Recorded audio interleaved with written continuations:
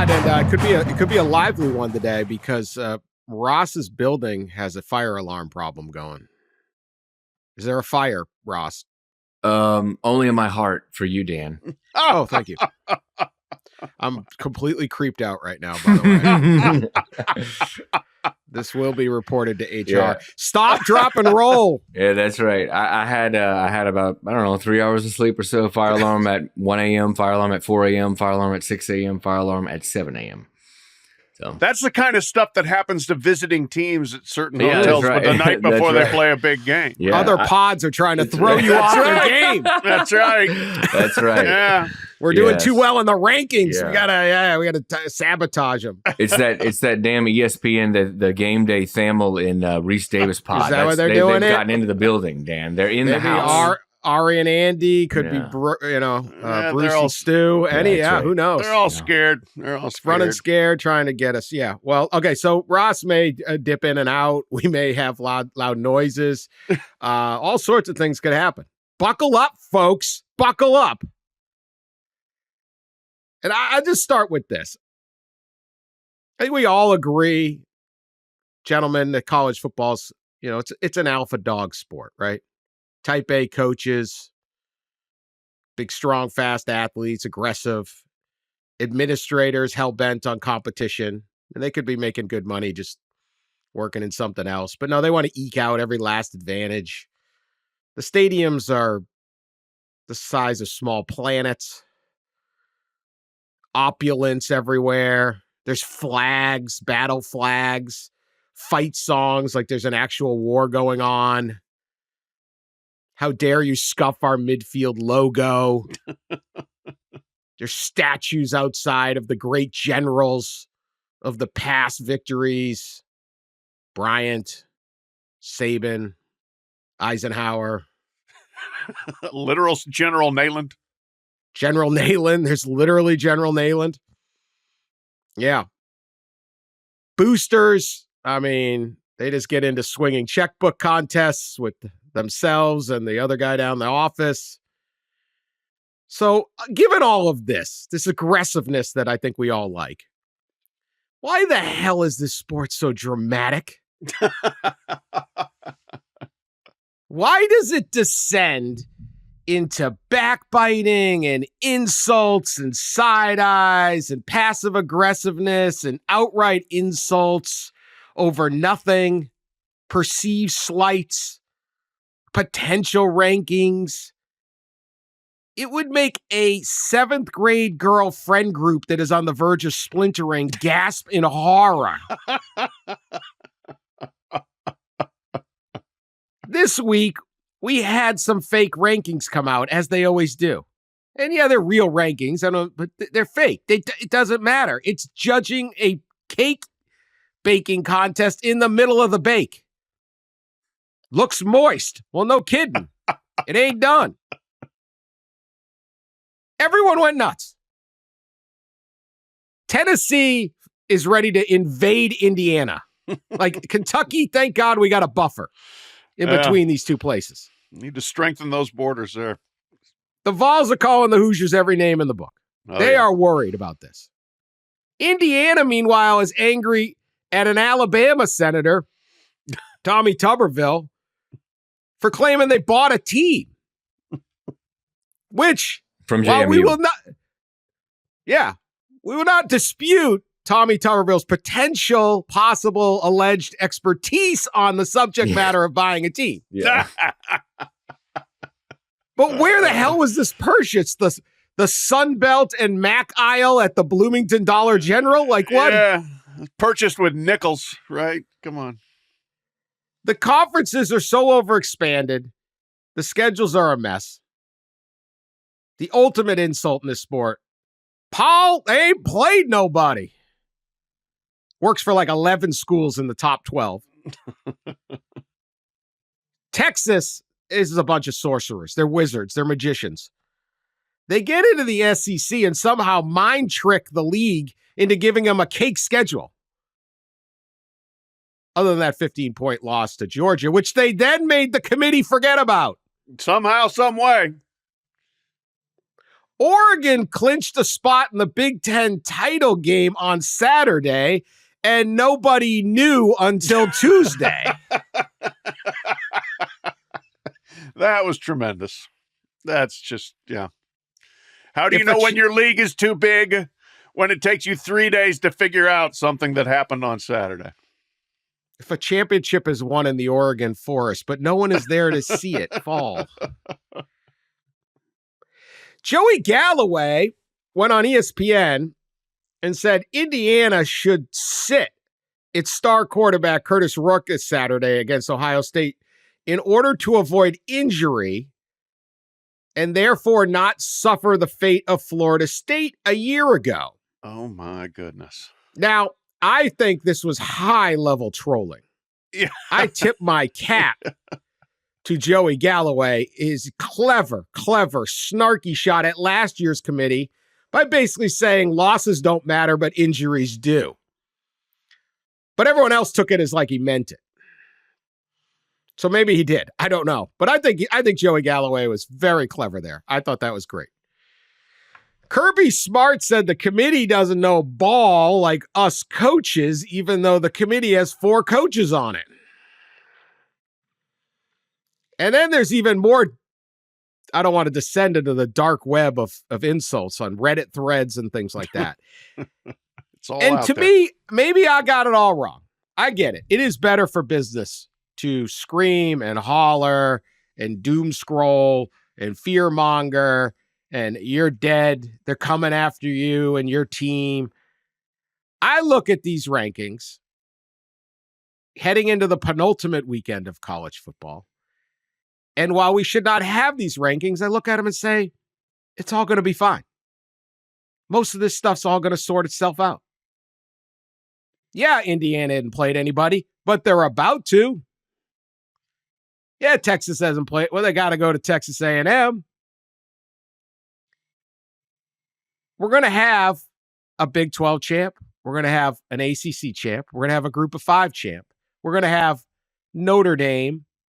Or there's a chance Army brings in and gets the American athletic champion into this thing somehow. Okay? But that's pretty much how that's going to work out. That leaves us 8 spots. And it's going to come down to we have 4 SEC teams and 4 Big Ten or 3 Big Ten and 5 SEC. People say that's too many teams from one league. It is, perhaps, maybe. But one of those teams in the SEC, Texas, is really a Big 12 team. They just they just changed the shuffle. And what it really did was allow a second Big 12 team in by getting the hell out of there. Because Colorado, this little Colorado, Arizona State, BYU, Iowa State derby that we're going to have, which is pretty fun, wouldn't have occurred without conference realignment. It would just be Texas probably rolling through the Big 12. Oregon is in the Big 10. Don't forget. Apparently the Big 10 even forgot. But they're really a Pac-12 team. So it's really like 3 Big 10 teams and maybe 3 or 4 SEC teams getting in. And an old Pac-12 team and an old Big 12 team, which actually allows 2 Big 12 teams to get in. To me, this whole debate is likely to come down, if I was to read the tea leaves right now, between the Indiana-Ohio State loser and Tennessee. And while both sides will have very compelling arguments on why their team should be in, both of them have to admit, got a few flaws here. Tennessee, they lost to Arkansas. Indiana, yeah, you wouldn't have beaten anybody. Ohio State, you'd have 2 losses. All of that. But if that's the controversy, if you boil it all down, then what the hell is everyone losing their mind about? Patrick, what are we doing? Well, that's an excellent soliloquy, Dan's getting us going. Fireside chat. It's good. We have nothing to fear but fear itself and Ward Manual. Thank you, FDR. Yes. And Ward Manual. You know what? Part of this is endemic to what college football is and probably has always been. And I do go back to like last year when I was looking up stuff about Minnesota trying to win 3 straight titles, and people were arguing their minds out then about who really deserved to be the national champion. So this has been going on forever, since the 1930s.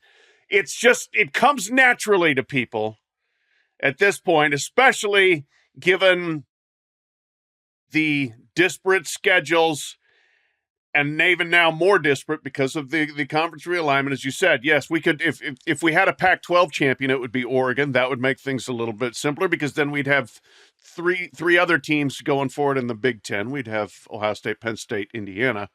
Anyway, I don't want to get too far afield with that. The problem is, Dan, that historically, college football has struggled to settle it on the field, and so you just open everything up to arguing, complaining, because there's fear that the best team's going to be left out. The great news is, with a 12-team playoff, the best team is not going to be left out. As you noted, we may be arguing about the 9th or 10th or 11th best teams and who gets in and who doesn't. Thoughts and prayers with the one that gets left out. But the best team and most of the best teams are going to get in, and it will be settled on the field. But the natural process of this is, and it is exacerbated and egged on by these stupid weekly rankings, is to attack anybody who looks like they may be a threat to your school or your league winning a national championship. And so that happens. It's like, I mean, so different. College basketball, we love the plucky underdog, the fresh story. College football, Indiana's terrible. I haven't played it. I'm so tired of talking about those frauds. Army, if Army gets in this, that would be a joke. Why would BYU get a first-round bye? That's terrible. SMU, come on. You know, we just view it so differently. It's because there's such a protectionist, I think, instinct that has been born out of the uncertainty of how a champion is devised. So this is part and parcel of it. You know, Dan, you mentioned the baking the cake, right? And right now, the cake feels, 2/3 of the way done. So imagine getting the cake out, you're having a party at your house, and you cook a cake 2/3 of the way, and you get it out, and you start cutting it open and handing it to all your guests. Raw egg, flour, and that's what we're dealing with, right? Everybody at the party's pissed, pretty much. Right? This is not what I signed up for. Wait until the cake is done. The CFP has got to make this change. And I heard, and I think I mentioned this on the pod earlier, but I had heard that there was talk of doing that. And I think the networks probably got involved, like, or a network, right? Please don't take these shows away from us leading up to the last one. But all they need is the last one. And honestly, guys, they really don't even need a poll. They just need to pick who's in the damn playoff and seed it. Because this is just a mess. And the whole chair coming forward to try to explain what 13 people's opinions and thoughts are in a room over a day is the most absurd thing. We've talked about it before. It's not a winnable position for anybody. And we've seen that. We've seen Ward Manuel's words and sentences kind of highlighted, contorted, whatever. And this is what they've asked for. We've got an unbaked cake, Dan, and I don't want any more of it. I don't want to taste it or smell it. Put it back in the oven. So I would not necessarily blame any television network, because I remember when this started. I mean, certainly, like, we're in the media, okay? And so is an ESPN, and they're getting a little ratings bump on Tuesday night, but they'd be fine with it. It's not like they're getting 23 million people are tuning into this thing, right? But I remember when this started asking, and they started this playoff, and I've written this column. I pretty much write it every year. Don't tell my bosses. What are we doing with this ranking? This defeats the purpose. But it was a belief with the people who created the original playoff that we needed this to spark debate about the sport. And there were a few people involved in the original design of the playoff. And I can't remember. I don't want to blame the wrong guy, but I think I know who it is. But he had very little knowledge of college football. And I remember when talking to someone who was part of this original Forde team, and I was like, spark debate about college football? You think there isn't enough debate? We got to juice this? Yes, right. We need help. Yes, give us more. As I just said, since late 1930s, okay? Right. 90 years of debate. They had consultants. They were they were from politics. They were from. They had all these people involved that weren't. I was like, they literally, like, I've told this story before. I remember a week before the Egg Bowl once, my dad and I were down at a restaurant in Mississippi, and there were 2 barroom brawls over the Egg Bowl, which was still a week away. Sounds about right. And they were both 3-8. Like, you don't need to debate. It's the middle of spring, and you got people trashing each other on the golf courses. And I mean, like, okay, but they did this. They wanted it. So I would not necessarily blame, because it's not like it's this big of a show. Like, okay, they get maybe a couple 100,000 more people tune in for 30 minutes or something. This isn't that big of a deal, but they wanted this. And yeah, we get down to just, I mean, wow, this is crazy. SMU is 13, BYU's 14. BYU beat SMU. Yeah, but who cares? Okay, like it doesn't matter. Like, this stuff doesn't matter. No, they'll retrofit the reasoning for whatever they need it to be. We've seen that. And the other thing, Ross said that, like, the human piñata effect is just ridiculous with the committee chair. One of them, I can't remember now, was probably the most effective, where every question he would just say, they would ask, why is Team X above Team Y? And he would just say, well, Team Y's had a really good season, and Team X has had a really good season. Who's the Iowa one? Yeah, I think it might have been him. The old AD at Iowa. Yeah. He was duller than a row of corn. Yeah, he was as predictable as a row of corn. Yeah, he would just say, well, both teams have had a very good season, and we think that one team has just had a little bit more. Who's been in that chair? Rob Mullins, Gary Barta, Jeff Long. Yeah. Jeff Long was pretty good. Ward Manuel. NC State. Jeff Long might have been the best Boo Corrigan. one. Boo Corrigan had. Yeah. He got handed the biggest. The FSU. Yeah, he got handed the worst hand. So this is my thing. Everyone's going crazy. This sucks. Oh my God, this is the worst. Okay, let's just exhale, people. Exhale. Okay, if you're getting upset about the ranking show on Tuesday, that it's affecting your ability to enjoy the games on Saturday, you've lost the plot. Yes, you have. You've lost the plot. Yes, you have. You don't have to sit around complaining about Indiana's schedule. You can enjoy Indiana being 10-0 and say, this is a great thing. This is unbelievable. To your point, I saw this comment. This was funny to me. Was someone brought up Ward Manuel, and he's at Michigan. He's the AD at Michigan, but he also played at Michigan. And someone said, yeah, but he wasn't that good of a player. Because that's relevant to picking college football playoff teams. But even still, 30 years after the fact. The man played for Bo Schembechler 35 years ago. Oh, he wasn't that good. Okay, that's definitely what is a. What are we doing? What are we doing? Okay, so he was good enough to get a scholarship to Michigan. You idiot! I don't know. I don't think a committee of NFL All-Pros is what we need. Exactly. Well, and then they all hate Prime, right? The same guy. Yeah. I have Deion Sanders pick him then. We'll get Charles Woodson. That would be great. If we got to have the best of the best, then Tom Brady is the only guy who can pick the team. Charles Woodson would be a 2-man Michigan group. Yeah, it wasn't that good. Okay. He was pretty good. He was good enough. But yeah, that's where we're at with this. But think, the last 2 years. Again, Tennessee, Indiana. Let's say Indiana loses on Saturday, okay? Hypothetically, it comes down to Tennessee and Indiana, and they make the debate, and someone's got to make a choice for that last spot. Got it. It's going to be tough. Do you like Indiana dominated all the teams but they didn't really play a great schedule? Or do you like Tennessee beat Alabama? Or do you think, geez, they lost to Arkansas and they didn't really I don't know. I could make the case. I can sit here I could become a lawyer and argue Tennessee side. I could argue Indiana side, whatever. Someone's got to make a pick. That is a much preferable pick than we're not going to take FSU, even though they won all their games because their quarterback is injured.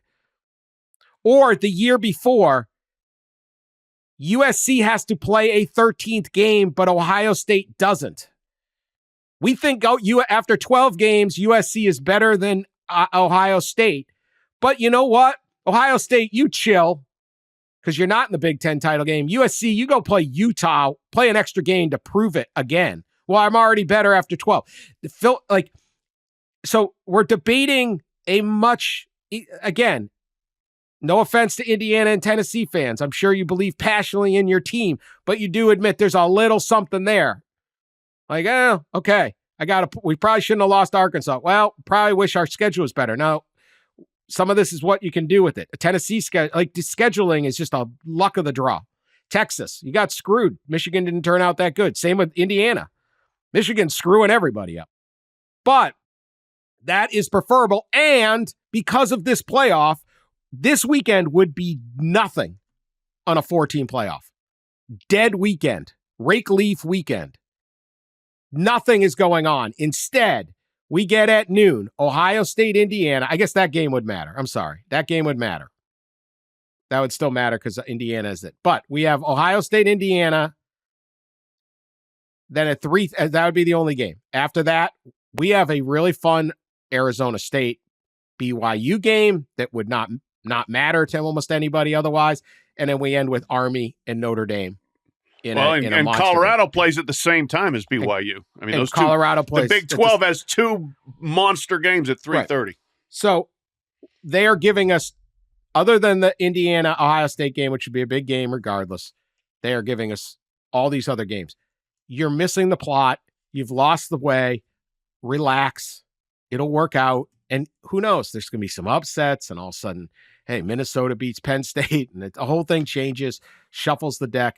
Like, just exhale, people. We got 2 weeks of college football left. Yeah. Enjoy it, because you're going to be sitting there. Yes. Yeah, you're going to be going crazy in May, wishing you could, rewatch an old action. Yeah. Well, good luck telling the Tennessee people that. I get it. And Tennessee is probably the lone school, right? Which this is something we should talk about. Like, based on the rankings, and clearly that gives us a signal of how the committee feels about all these teams with 2 more weeks left. Based on those rankings, Tennessee's probably the only team that doesn't control its path of the bubble, kind of the group of the bubble teams, right? And SMU, A&M, Colorado, they can all get into the playoff by winning a championship, getting the auto bid. Tennessee really can't. Their percentage of getting to the SEC championship game, if everybody's bunched up in a tie, is very, very low, like under 5%. So they've got to have something happen, right? They've got to have one of these upsets. They've got to have Penn State lose to Minnesota, or Alabama lose to Oklahoma, or Auburn next weekend. Florida maybe upsets Ole Miss, Army or USC beat Notre Dame. They've got to have one of these things happen, so that to me. That's what this all boils down to, as far as if you're looking at large spots in the field, and I think that's where the conversation is can Tennessee have one of these things happen, and another one of those things was maybe Indiana getting blown out, right, at Ohio State. Do they fall below? And then I think the other conversation, Dan, is the AQ situation with the buys, where is the G5 champion Boise potentially, are they good enough? Should they be ahead of the Big 12 champion or the ACC champion and get the bye? So I feel like there's 2 main things here, right, that we're as we go into the last couple of weeks. Right. But that's it. Yeah, pretty much. Yeah. I mean, it's really not. And Tennessee's got a chance to make an impressive performance against Vanderbilt. They get UTEP this weekend. And that can help them, because they haven't really dominated a lot of teams. That's kind of their thing. I think they're an excellent squad. And I get all the different arguments, but we'll see. Texas has got a lot to do. How much does Indiana got to be blown out by? Like, if it's losing to Georgia by 15 at home, like Texas, didn't matter. But it will, because we'll get a fully baked cake. It's like, sometimes the cake, like one side's cooking a little quicker or something. I don't know. I'd be nervous if I was a Vol fan. I think you got a good case. I really do. I'm not disputing that this would stink. Right. But I mean, it's close. It's hard. It's close. It should be hard. It should. Yeah. Yeah. Maybe that Arkansas loss does you in. Maybe it's the fact that NC State didn't turn out to be a great non-conference opponent, and your other ones were an FCS team, Kent State, and UTEP. Maybe it's the shuffle of the draw. Kentucky didn't turn out to be a good game. We thought it would be the preseason. But Indiana had the same thing. Like they should have played a good Michigan team. Now, would they have beat them? I don't know. But these things happen. It's tough. I get the angst of a couple fans, but the whole sport seemed to blow its mind this week. Holy moly. Yeah. Things went really accelerated to hysteria and bitterness and recrimination and all kinds of things there. I do think, fun. Yeah, no, it's what we got. But it's working. I mean, I think there is a legitimate chance for the committee to make a major course correction in the event of a couple of things happening. Indiana gets blown out, they might be gone. Army wins, they may shoot up. Texas loses a game, I think they have a chance to course correct on Texas and say, you know what, we've got them too high. But then here's the last one. What if Indiana wins? Nobody's talking about that. What if Indiana beats Ohio State in Columbus? Should they be number 1? Yeah, probably. I mean, maybe not. You don't have a Boise State win that Oregon has, but Oregon beat Ohio State by 1 point in Eugene. If Indiana goes into Columbus and beats them, pretty good head-to-head comparison there to say, hey, we didn't need a home field to beat them. Now, there, but you know what? There will be a head-to-head comparison when Oregon and Indiana play. Indiana would be in the Big Ten championship game. That's right. They should at the very least be 2, right? Should be Oregon, Indiana. Should be 1-2 at the very least. Yeah, but they've got to win to do it. But it's so funny. Yeah. I mean, like, people have been so busy killing Indiana. Nobody's really even thought about what if they win? Could they win? Yeah. Well, how about this? What about 2 things about that's related to that? What Joey Galloway said on the CFB show, that Indiana should rest its starting quarterback, Curtis Rourke, for the Ohio State game because the ESPN playoff predictor that gives the percentages of getting in, if they lose to Ohio State, it only goes down 1 percentage point from 97% chance to make the playoff to like 96. So he's like, oh, they're in anyway. Let's rely on the playoff predictor. Just rest your QB. Absurd. And Greg McElroy grabbed his head, and was like rubbing his temples. I think he was trolling. Yeah, maybe so. Yeah. But there are a few people. In fact, there was like some random person. I don't even want to give this person any kind of credit, but it was just laughable. That tweeted out, and it kind of went a little viral. It tweeted out, Indiana shouldn't just rest its starting quarterback against Ohio State. It should forfeit the game and not play at all. There you go. If Kurt Cignetti sits Curtis Rourke, then he should be banned from the playoff. Yeah. Then you're out. Yeah, you're asking for it then. Sorry, you're out. You're out. I don't care if Tennessee loses to UTEP, they get in over Indiana. Yeah. The all-state playoff predictor, whatever the hell that is, I just better not be dictating math. Yeah, the numbers there's nothing I love more than all these analytics. Nothing I they, love more than that. Just that's right. 4th and 7. ESPN analytics say go for it, even though your quarterback is a transfer from Yale and you've got no players. There's no application of who's actually playing. Football analytics are always kill me. It's like, well, do you have Patrick Mahomes and Travis Kelce? Yeah, I like your chances on 4th and 2. Yeah. You got Josh Allen. Yeah, I like it. And, then it's like, because the NFL is a little bit better. And then it's like, no, that guy can't run. He stinks. Like, And that defense is great. Yeah, no. Don't get me down that rabbit hole. Anyway. All right. We'll be back after this message. All right, so it's the coaching carousel is pretty boring because no one has the money to fire any of their coaches. But the one big one that's gotten lots of hype is Coach Prime headed to the Cowboys. Why you'd want that mess, I don't know. Coach Prime rigging the NFL so that he and Shador end up at the same team. That ain't easy. Now, this guy, hey, man, it ain't easy playing baseball and football at the same time either, and he did it. But I'd love to see how you're working that. Coach Prime, everyone now, Coach Prime's so good. I think it's the same people who said Coach Prime sucked are now saying he's so good he's got to go to the NFL. I look at it this way. Colorado is in good shape. He says he's staying. He's got his kickstand down. Darn, that's a good line. He's got the best line. It is a very good line. Like kickstand down. Is he riding a bike? Does he have a bike? Motorcycle? Does he have a? Or does he? It's a big biking community in Boulder. Oh yeah, cycling. Okay, you good. That's a good point. Now the last week, Juju Lewis, 5-star quarterback, committed to USC, decommitted. Wednesday night, I think it's Carday Smith, 4-star offensive lineman, was committed to USC. We can talk about Lincoln Riley's decommitments. How's that national recruiting going? The gurus expect him to go to Colorado. Last weekend, he had a whole slew of guys from IMG Academy up in Boulder to visit, including London Merritt, 4-star edge who's committed to Ohio State, Michael Carroll, a 5-star O lineman, is committed to Alabama. There's a 4-star linebacker, a 4-star quarterback, an Oklahoma State commit. Prime's done very well at IMG. I don't know whether they're going to flip those guys. It's one thing to flip kids from USC. It's another to get them from Alabama or Ohio State. But the expectation amongst the recruiting gurus is he's going to close big in the next 2 weeks, I think, to when signing day is. And there could be 5, 6 more top 200 type high school recruits committing to Colorado.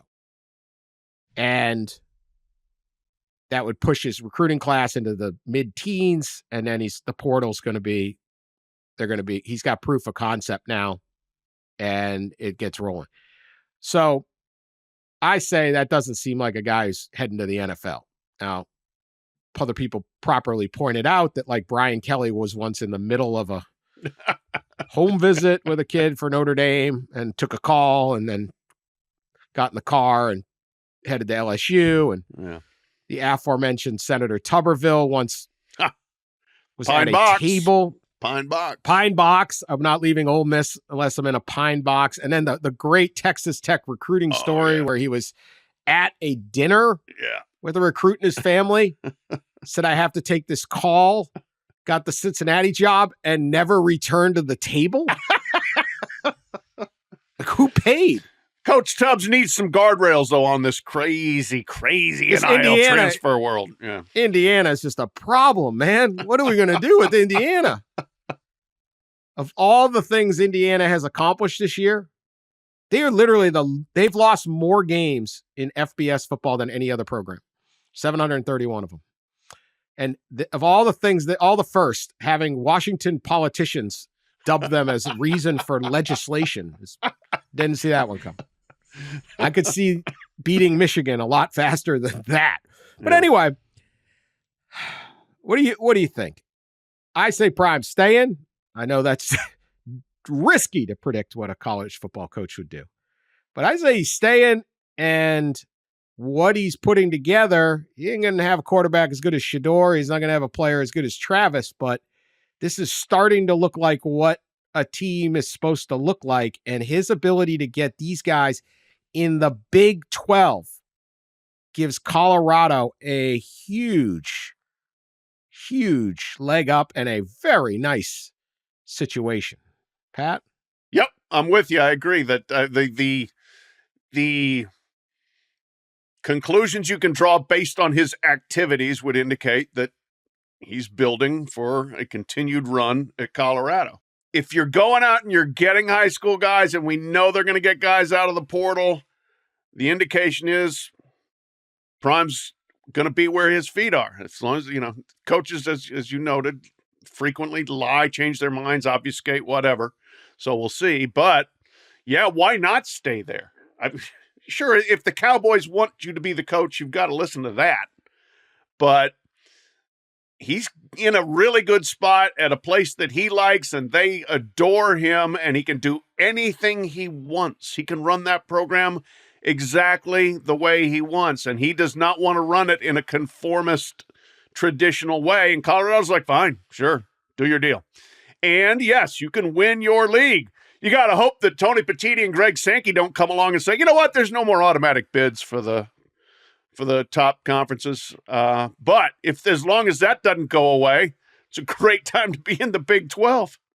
When he before his first season, the big question was how long, right? Will he last or stay, and how he'll do? And I remember thinking, and I said this to a lot of people. I don't remember if I said it on the pod that he would, win 3 or 4 games first year, and then second year that he would have success. I thought he would build it up, and I thought he would have success, and then I thought he would leave. Right? I thought after year 2 that he would leave. Here's the problem: there might not be anywhere to leave to this year, in college at least. Right?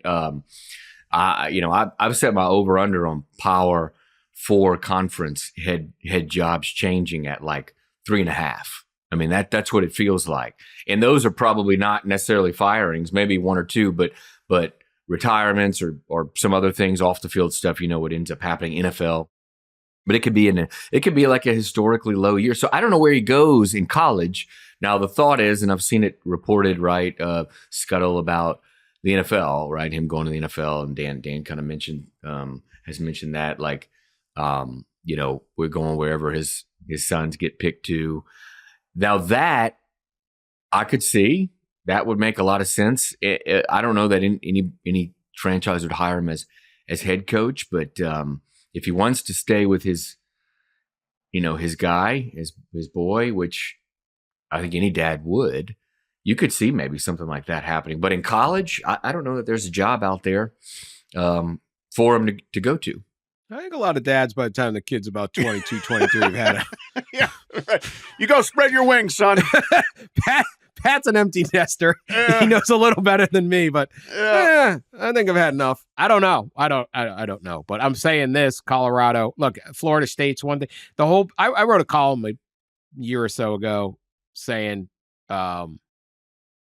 he doesn't need to leave to be super successful. I think if he's getting this level of recruit at Colorado and he doesn't want a lot of recruits, like the reason you go to certain schools is because it'll help you with high school recruiting.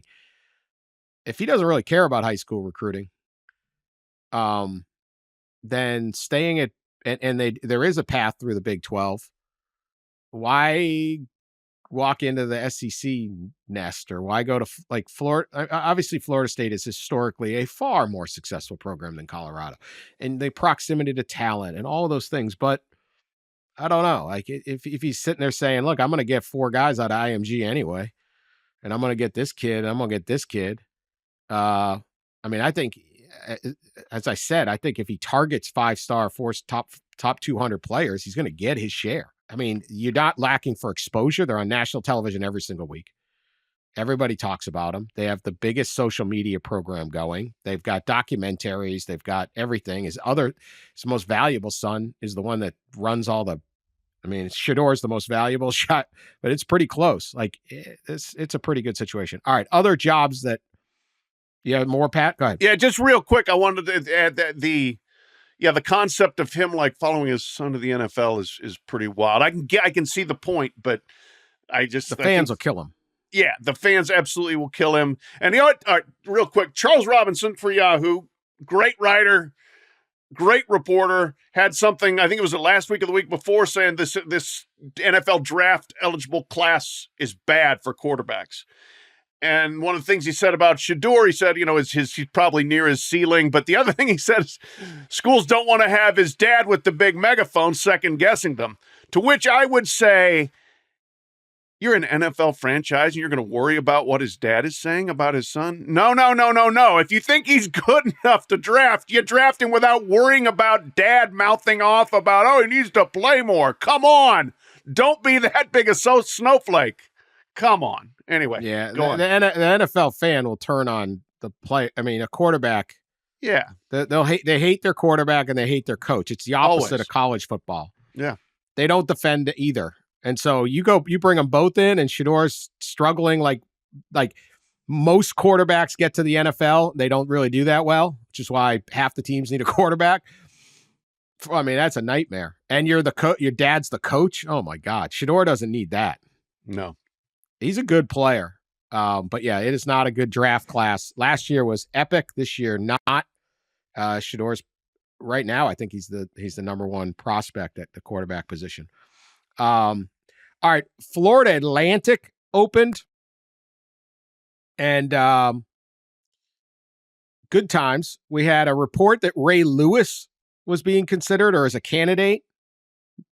Unbelievable. What I mean, I'm for it, but apparently not.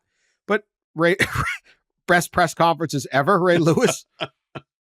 I'm going to apply for the Boca Raton paper and see if I can be the beat writer. Like I will, I mean, is there anything better than Ray Lewis press conferences 3 times a week?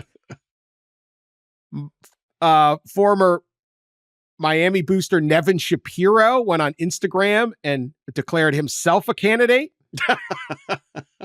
He posted his letter that he wrote in saying he will dominate NIL.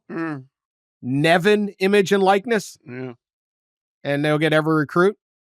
So this search is going very traditionally. But it seems like Charlie Weiss Jr., 31-year-old Charlie Weiss Jr., who I know his father was a hell of a football coach. He just it fell apart at Notre Dame in Kansas. But let's not pretend he wasn't an excellent He was a coach. darkroom guy. He was an X&O film guy. Yeah, great NFL assistant coach, all that. But Charlie Weiss Jr. has always been highly regarded. I've always heard tons of good things about Charlie Weiss Jr. So we have 3 famous football names in here for 3 very different reasons. Discounting who's legitimately a candidate. Pat, which one would you prefer for content purposes only? For content purposes? Because nobody else cares what FAU's doing. No. I'm with you with Ray Lewis then if it's for content purposes only. Although I once watched Charlie Weiss Jr. Eat a McDonald's lunch in Charlie Weiss Sr.'s office while I was interviewing Charlie. Charlie Sr. came in with this big sack of McDonald's for himself and for his son to eat while we were talking. So kind of hard to believe that guy is now old enough to be a potential head coach. But here we are. And he is highly regarded and would probably do a very good job. It's funny, FAU has hired 2, power conference guys on the rebound and then sacked them both in short order. Willie Taggart got 3 years. Tom Herman got less than 2. So, yeah, you might want to try a different approach. Ray Lewis would certainly be a different approach, even though it's too bad it looks like it's probably not happening, with ESPN reports refuting other ESPN reports that he was a candidate. And I will have to say, when Ray Lewis calls you and says he's a candidate, it's nice to hear, but, check it out. Yeah, you might want to place another call, with the school hiring the coach, perhaps. He's very convincing. He's a very convincing man. And you also do not want to say, listen, Ray, you're full of, no, you're like, sure. Right. Whatever you need, buddy. Yeah. It's interesting. I guess Ray Lewis is maybe wants to take a stab at coaching.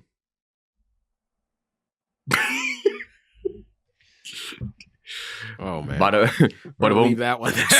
Leave that one there. Oh, I prefer. Did Nevin. you say that? You said he did. He said that. He said that. Oh well, that's probably even less tactful than my line. I'm going to spring on Jim McElwain, but go ahead. Oh, okay, that's coming. We should get to that. We're going to get to that one next. I would prefer. I'm gonna stand up for my man Nevin. Unorthodox, out of the box. Okay. Yes, he's never been a coach, but I think he would. He says he's got a bunch of former Miami Hurricanes. They'll actually coach the team. He once offered. He once said tried to become the head coach at Miami. They turned him down. He was just a booster. But yeah. Nevin, interview Nevin. Just interview him. If I'm the AD, I'm interviewing all these guys just for the pure, the stories later in life. Let me tell you about the time. I had 2 interviews in the same day. Ray Lewis, then Nevin Shapiro. This would be great. Give Nevin a chance. Come on, man. All right. Pat McElwain retiring at Central Michigan. You seem to have something to say about the Chippewa job. Go ahead. Jim Can't has be Jim more has inappropriate than what we just had. Jim has jumped the shark. Oh, jump the shark. Yeah. If you remember the This photo pod was going pretty well until you two just go off the rails. If you remember the photo that supposedly was not Jim McElwain. It was not. Yeah. Barstool found the guy it was. Okay. Yeah. So we've cleared that up.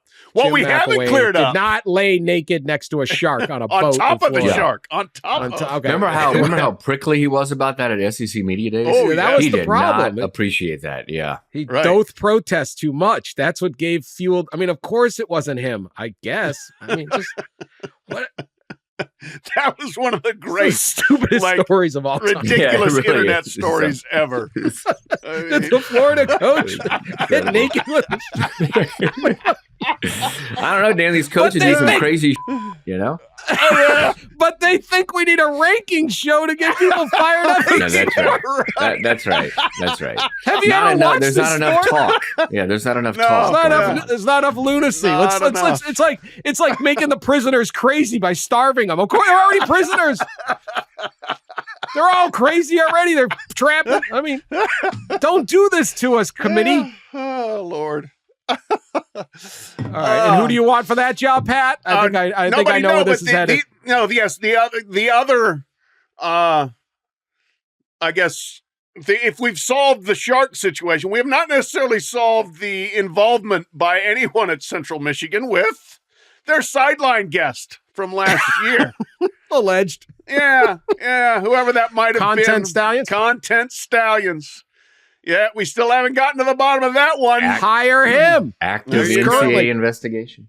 Offensive coordinator at Belleville High School. Hire him. We know he's got the coaching shirt already. He's already got some gear. He's got the gear. He's ready to go.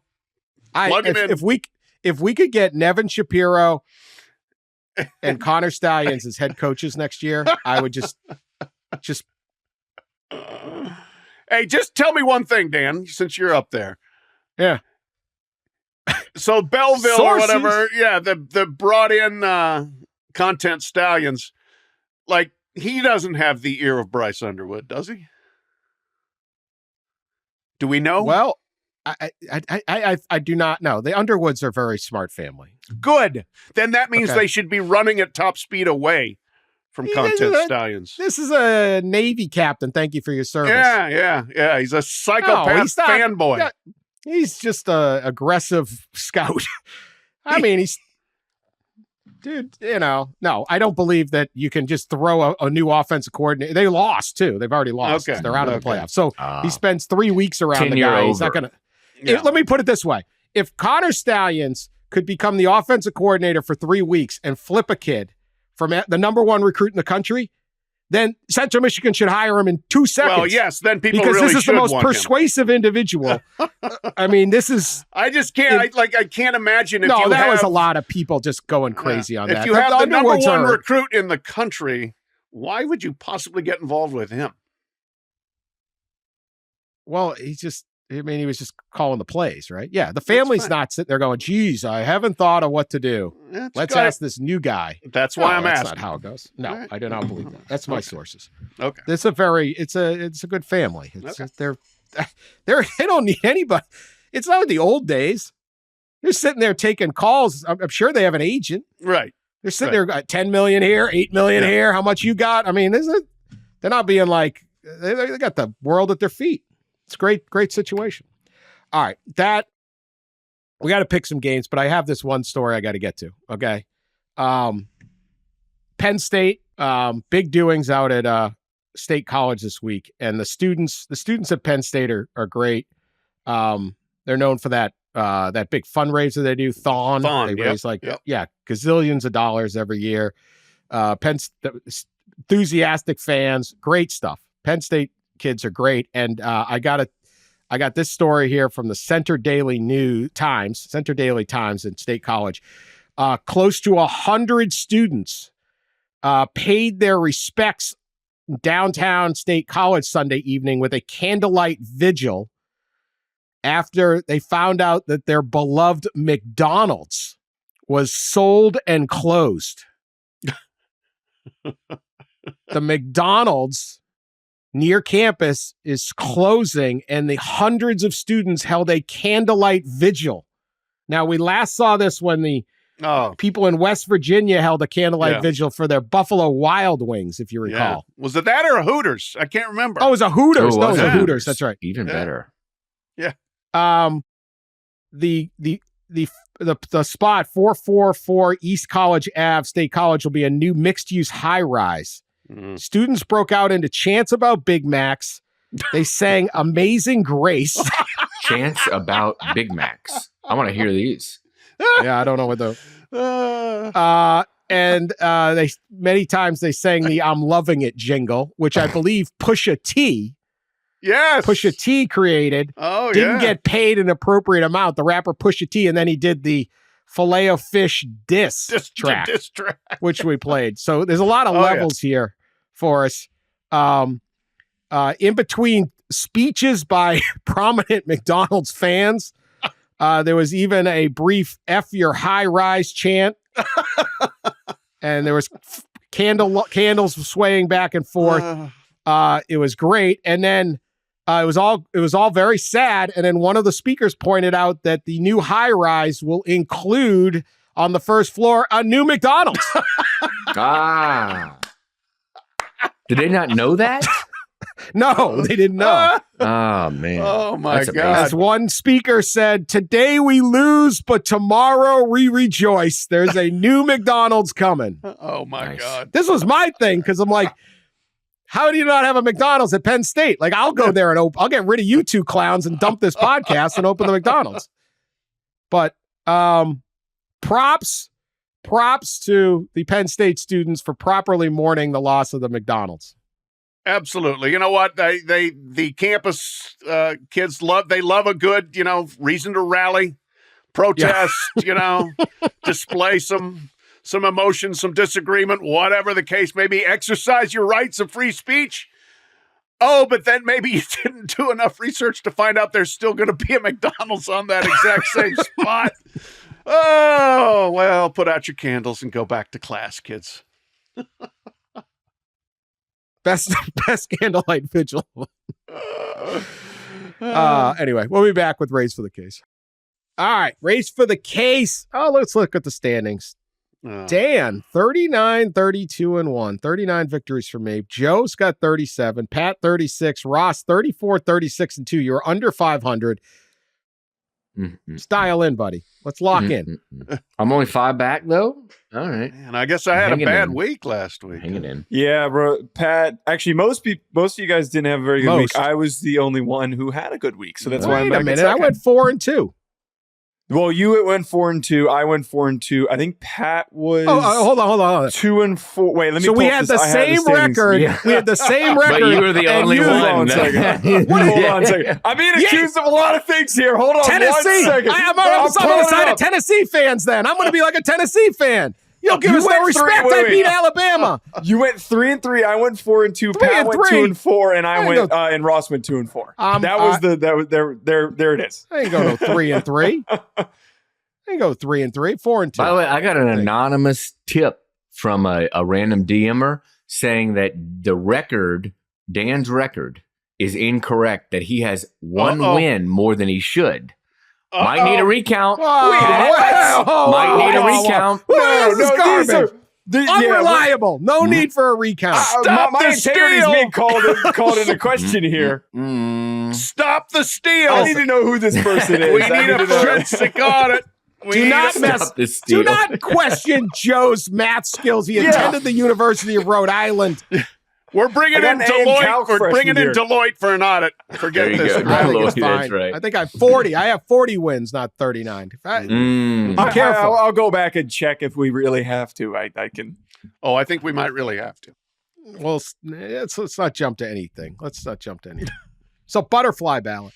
Yeah. All right. Number 14, BYU at Arizona State. Arizona State is giving 3:30 p.m.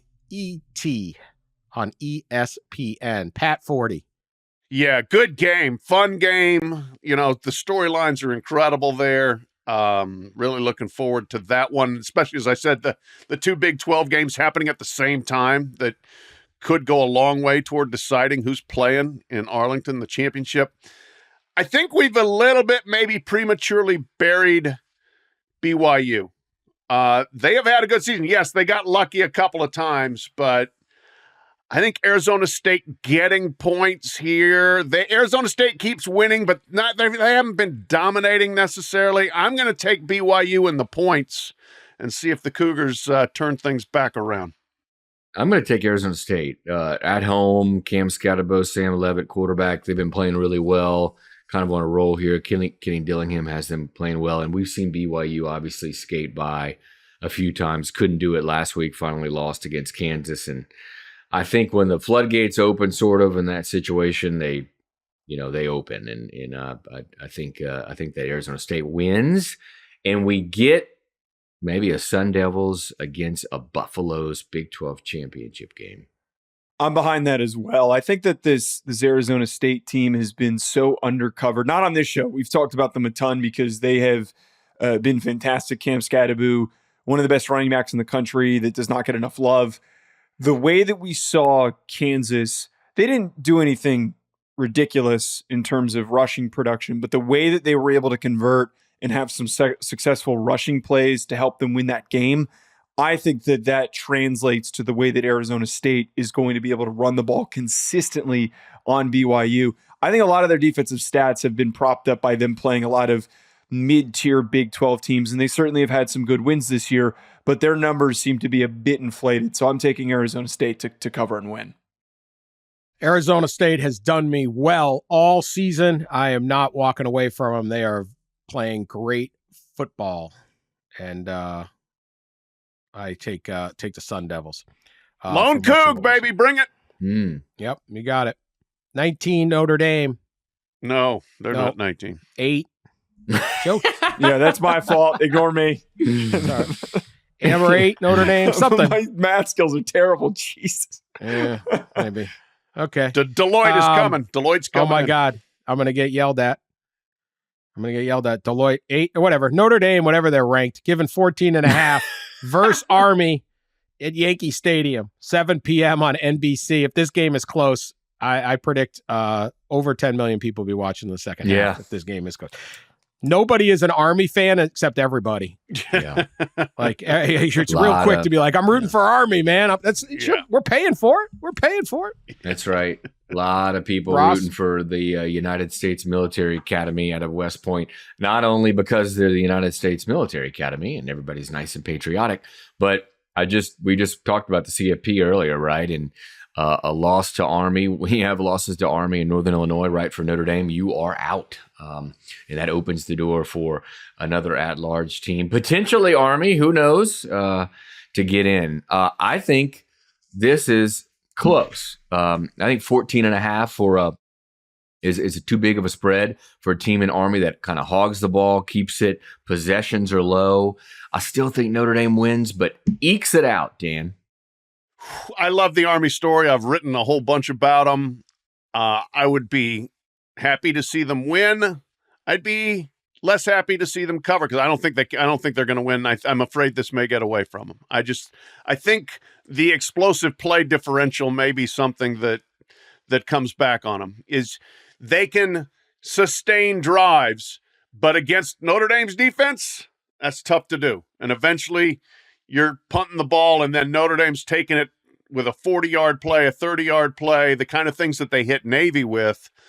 If Army needs to not turn the ball over like Navy did, and then to sustain drives, and I just think that's going to be difficult, and I think this could get away. And I think Notre Dame, certainly if they get the advantage, will go for the jugular given their positioning in the playoff mix. So I'm going to take Notre Dame and lay the points.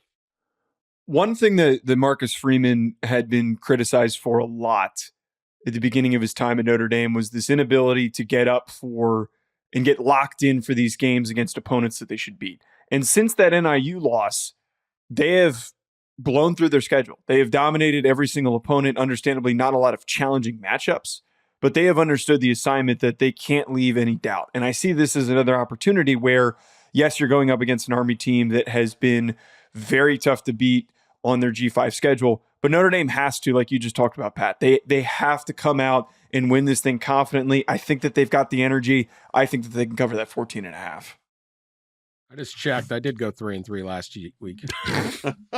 Here we go. See, yeah, I mean, a lot of accusations being thrown around at me, and I'm doing the math right over here. My apologies, Joe.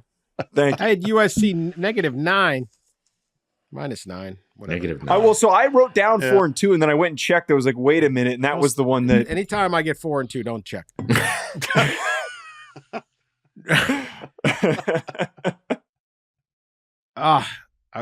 Okay, two things here. I want to pick Army because I want it to at least be close. And that hook at 14 is terrifying, but I can't wipe the offensive line play of Notre Dame and how they dominated Navy out. So I'm going to take Notre Dame, but that is a terrifying spread. So I think they're going to just win in the trenches and get this done. I do like Joe's point that they're very, very focused. They better be, but we will see. And so I am going to go with Notre Dame. That's put it easily. All right, let me get back to this week because all I'm doing is talking about last week. 16 Colorado giving 2.5 at KU, although the game is at Arrowhead Stadium, because Kansas is rebuilding their stadium. 3:30 p.m. on Fox.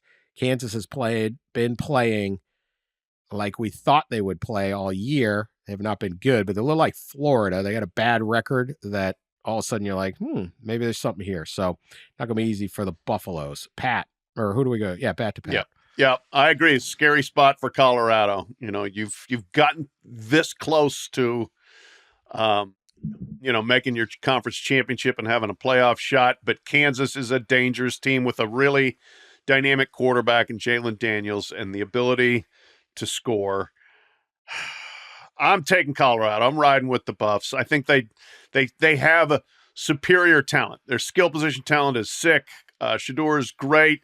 And again, I'll repeat my stat. 10 out of 10 games, they've outscored the opponent in the second half. So I think they close this one and keep the playoff hopes alive. Colorado wins and covers. Same. I mean, it's a tough pick, and I do like Kansas and what they've done over the last few weeks. They're a better team than probably 4-6. They blew like 5 fourth quarter leads early in the year. I think the game probably is tight, but in the end, give me Colorado to cover. There's too much on the line for the Buffs, and they get it done. Yeah, this spread's too close not to take Colorado. This happened against Texas Tech where the books gave a pretty close line, and it felt like it was recency bias because Texas Tech was coming off of the victory that they had against Iowa State. Colorado's receivers are going to be too much for Kansas to keep up with. Kansas is not getting after the quarterback consistently. I think they've got one of the lowest sack totals in the Big 12. They've got 2 good corners with Mello Dotson and Kobe Bryant, who could have a pretty good game. But outside of that receiving group for Colorado, I think, is going to be productive and can cover that 2.5. And you mentioned also, Dan, this isn't a true road game. They're playing at Arrowhead. There's probably going to be more Colorado fans at this game than there's going to be Kansas fans. Be a lot of Colorado fans. Easy trip, easy flight, and I think there's a lot of just fans of Colorado, right, around. I think they're got kind of their own fan base. So that is a factor. Look at Big 12. Everything's 2.5, 3.5, right? That's like the spread. Colorado's been winning by 14 and more. They pull away late, and I think they'll do it again here. So I'm going to take Colorado. We've got. Get rid of some of these slides. Number 9, Ole Miss giving 10 points at Florida. High noon, ABC. Ross. Oh, a lot of points for a Florida team playing really well. I know Ole Miss is, more talented and having a much better season, but let's remember the Gators probably should have beat Tennessee on the road. Have turned it around. They've got new life here. They beat LSU last week, and I think they hang in certainly within 10 points. So give me the Gators to cover at home. I believe I've picked the Gators to cover 3 or 4 times this year. They have not covered any of those. So here we are. I'm with you on this, though. They've played well in the swamp, especially lately. They beat LSU by 11. They destroyed Kentucky by 28. They beat UCF by double figures. They beat that's their last 3 home games. Things snowballed on them at Texas, but that was with third string quarterback DJ Lagway came back last week. They played better. There's pressure on Mississippi. They may respond really well, and I mean, if Mississippi wins, it could be a 28-point game, but I'm going to say Florida at least keeps it close, maybe even springs the upset here. So I'm taking the Gators and that pretty big number. Understandably, there's some momentum in Florida's direction right now. Billy Napier also had some recruiting wins this past week. But I got to pick the team that's even hotter, also coming off of a bye. Ole Miss's performance against Georgia was so impressive, and I think that we saw what they can truly be. And there's a reason why I think a lot of folks nationally are pushing them as a potential national champion this year if they play to their potential. Biggest part, I do not think that Florida's secondary, who's already been losing bodies, is going to be able to slow down Ole Miss, who's getting Trey Harris back. So I'm going to take Ole Miss here. I think they cover the 10. Yeah, I'm with Joe. Ole Miss, it's great. They beat UCF, UK, and LSU. None of those teams are nearly as good as Ole Miss. LSU was fading. Except for LSU beat Ole Miss. Mm-hmm. Yeah.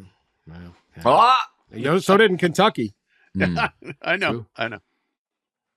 Yeah, but no, Ole Miss. I'm taking Ole Miss on this. After the LSU, after they lost, what was it? Who'd they get blown out by? I can't remember now. Anyway, Alabama. They quit. Yeah. After the Alabama thing. That's not. So I think Ole Miss gets it. All right. Number 5, Indiana at number 2. Ohio State. The big news this week was Ohio State center Seth McLaughlin, who's had a really good season, is out. That is their second lost starter on the offensive line. We talked a ton about this game on the other show, but we didn't have that injury. So they are scrambling their offensive line again. It may factor in against Indiana. It may factor in more when they got to play some pass rushes like Oregon or Ole Miss or somebody from the SEC. Or I don't even want to speak it. Sorry, Brian Day, but the one thing Michigan has is a defensive line. So you kind of need an offensive line to handle them. But that's a week away. Can they scramble, get their O-line together, and handle Indiana? Game is at noon on Fox. Buckeyes are giving 13.5. Pat. I'll be there. Ross will be there. Can't wait. The first important Indiana game in November I can ever remember. And I think Indiana can cover. They've got the open date advantage, arguably certainly more healthy. I do think the injuries on the offensive line could be a factor when you consider who leads the Big Ten in sacks? Indiana. Who leads the Big Ten in tackles? Oops, wait a minute. Tackles for loss? Indiana. So I think they can create some havoc. That's what they do defensively. They get in the backfield and cause some problems for the Ohio State offense and keep it close, at least close enough that Indiana will be in the playoff hunt, even if they lose this game. I think it's going to be a really good game, so I'm taking the Hoosiers to cover. This spread opened, I think, at 11.5, so it's moved 2 points in Ohio State's favor, which would tell you, right, that a lot of the money, or early money at least, was bet on Ohio State. I think that's going to be wrong. I agree with Pat. I think that Indiana hangs in there. I think the G5 All-Stars that Kurt Signetti has put together hangs with the 4 and 5 stars on the field. And I've kind of felt that way for a while. We've seen Ohio State play, and they're incredibly talented, but against, certainly against Oregon, even against Nebraska and against Penn State, we've seen that offense, whether it's turnovers or just downright struggling. We've seen them have spots where they can't move the ball. And I think this will be close. I think 2 touchdowns seems like a crazy high number. So I think they stay within that, and it sets them up to not just make the playoffs, Indiana keeping it somewhat close and competitive, but who knows? Maybe they win the dang thing. One, I definitely think that the Seth McLaughlin loss is going to be very significant for them because you're down 2 linemen. You're down a guy that's been tremendous for you, the anchor of your offensive line. Short week trying to sub in a new center after he apparently allegedly tore his Achilles. That is going to be really tough for them, and I think it's going to show up in this game considering the success that Indiana has had rushing the passer. But the other part of this too is they have that one close game against Michigan. They haven't come out flat in any of these games. And I think that for them to get blown out, they would need to come out with a complete energy difference against Ohio State. I don't see that happening. I think they lose by 10 or somewhere in that range. I don't think that they'll win, but to lose by 2 scores just feels completely against everything that we've seen from Kurt Cignetti's team this year. I was fascinated when the Vegas line doesn't get impacted by a player injury. Even a quarterback, sometimes it's only like point or two. I thought I would pick Ohio State in this to cover by 13, more than 13.5. It was like Ross said, it was earlier this week. I think they will win. I think there's a good chance Ohio State covers this, but I don't know. And they really struggled to run the ball in the Nebraska game. It took a couple weeks for them to get, when they had the original injury, to get that line going. It's such a hard thing. And if they can't run the ball, I'm not convinced Will Howard is the kind of quarterback that is going to throw 5 touchdown passes, like that kind of, hey, we'll just throw the ball. So that alone gives me reason to say Indiana covers, although I do think the Buckeyes a win. All right. Do we have a lock of the week? Who's got one? I got one. Illinois plays at Rutgers. Then Illinois somehow hanging on into the top 25 rankings. They are favored by 1 point at the Scarlet Knights. Rutgers needs this one, get the 7th win for Greg Schiano, and I think they get it. So I think, this is a money line bet for sure, but certainly Rutgers covers the 1. Give me that as my lock of the week, and I think I've won 2 or 3 locks of the week all season. So, keep your money in your money in your wallet. Yeah. I'm going Big Ten as well. I like Minnesota at home getting 11. That's the number I have, Joe, against Penn State. Minnesota coming off the open date advantage, whereas Penn State's going on the road 2 straight weeks. I know last week was kind of a spa treatment against Purdue, but still, you got to do the traveling. And this feels like a PJ Fleckistan kind of, rise to the occasion, make it a good game. Last time Penn State played in Minneapolis, Minnesota beat them and stormed the field, and they were undefeated. They got, I think, to like 9-0 that year in 2019. So I think Minnesota has enough to at least be in the game and cover a pretty big number as a home dog. Yeah, Minnesota's also got a couple of NFL guys that nobody talks about. Daniel Jackson's a great receiver. Ariante Ursary just got an invite to the Senior Bowl. So I love that pick. I'm going to go with Vandy plus 7.5 versus LSU. I think at the very least, and we saw this against like the Texas game is what hangs in my mind for this one. If LSU comes out swinging and Brian Kelly needs to prove everybody wrong after what happened last week and bounce back and whatnot, I think at the very least, we could see Vanderbilt scrap back in and cover late, kind of like they did against Texas. Plus, defensively, LSU, they stink right now, and Vanderbilt creates a lot of headaches with all the decision-making that opposing defenses have to deal with, trying to corral Diego Pavia or whoever he's delivering the ball to. So I'm going to take Vandy here, 7.5. I'm going back to the Big Ten, and I'm going to take Iowa, giving 6.5 at Maryland. And Maryland hasn't done much of anything in about 6-7 weeks other than beat USC and they had that big comeback against USC. And they've been getting beat fairly soundly. They lost by 2 touchdowns last week to Rutgers. Iowa was on a string of 40-point games on their offense. They did not do well at UCLA, but they had a bye week. I think they get back to scoring a lot of points. I think this Maryland program is really in a rocky position right now in a season that has not gone very well for the Terps. 6.5 doesn't scare me for the high-powered, high-octane Hawkeye offense to win, even on the road. So I'm going to take Iowa as my lock. All right, that's our show. We were all over the place. We'll be back Sunday to overreact to everything, and we'll see. It's going to be a very fun, hopefully interesting day on Saturday. I also think there's going to be some upsets that are going to throw all our projected what ifs into haywire. So let's do it. Let the cake bake. Yeah. Let the cake bake. It's baking. Thanks for listening, sharing us on social media. We will talk to you later.